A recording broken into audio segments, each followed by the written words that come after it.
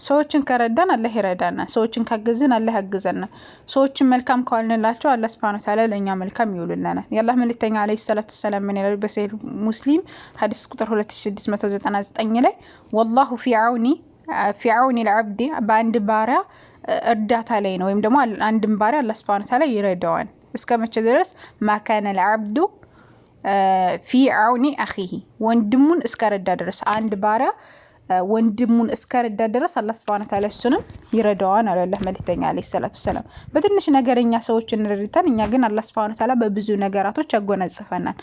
በነገራችን ላይ እኛ መርዳት ራሱ የቻልነው አላህ Subhanahu Wa Ta'ala ስላዘነልን ነው። ምናልባት በእነሱ በተረጆቹ ቦታ እኛ ልንሆን እንችል ነበር ወላኪን አላህ Subhanahu Wa Ta'ala አዝኖልንና ፈቅዶልን እኛ አረጅ ካደረገና ሰጭ ካደረገን በጣም እድለኞች ነን።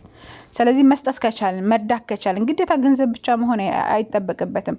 ፈገግታ ሊሆን ይችላል፣ መልካም ነገራቶች ሰዎች ሲያወሩ ማዳመጥ ሊሆን ይችላል፣ መንገድ ላይ የወደቀን ነገር በማንሳት ሊሆን ይችላል፣ አንድ ሰው የተሸከመውን ዕቃ በመሸከም ሊሆን ይችላል።